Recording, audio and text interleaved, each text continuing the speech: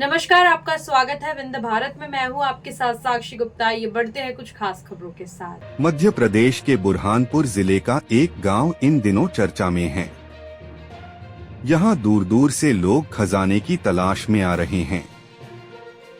दरअसल बुरहानपुर जिला मुख्यालय से 18 किलोमीटर दूर ग्राम पंचायत असीरगढ़ में इन दिनों चर्चा है कि गांव के पास इंदौर-इच्छापुर नेशनल हाईवे के निर्माण के लिए खुदाई की जा रही है और इस खुदाई के दौरान एक खेत में मुगलकालीन सोने चांदी के सिक्के निकल रहे हैं। यह बात सुनकर रोजना शाम होते ही देर रात तक ग्रामीण यहां पहुंच रहे हैं और टॉर्च की रोशनी में सोने चांदी के सिक्के मिलने की लालच में खुदाई रहे हैं। जानकारी के अनुसार सबसे पहले यहां यह बात फैली कि खेत के मालिक और मजदूरों को सोने चांदी के सिक्के मिले थे। इसके बाद गांव में यह चर्चा काफी तेज हो गई कि कई ग्रामीणों को खुदाई करने के दौरान सिक्के मिलने में सफलता हासिल हुई है। चर्चा यहां तक है कि जिन्हें सिक्के मिले थे उन्होंने स्थानीय सराफा बाजार में यह सिक्के बेचकर नकदी ले ली है। पुरातत्वविद और इतिहास के जानकार कमरुद्दीन फलक के अनुसार इस गांव के पास में ही असीरगढ़ का अजय किला है। यहां से मुगलकालीन सिक्के मिल चुके हैं।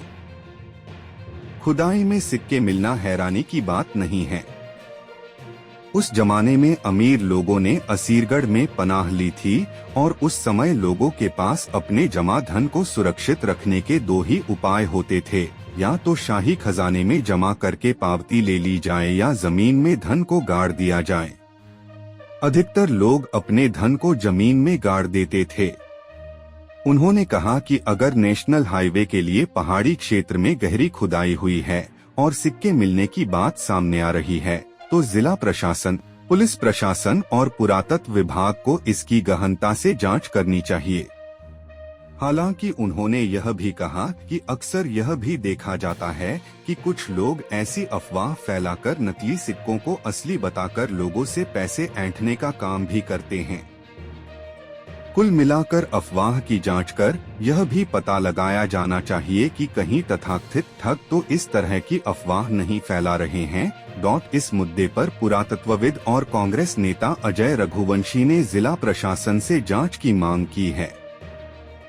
उनका कहना है कि अगर ये सिक्के सच में मुगलकालीन हैं, तो इन्हें जब्त कर सरकारी खजाने में जमा किया जाना चाहिए।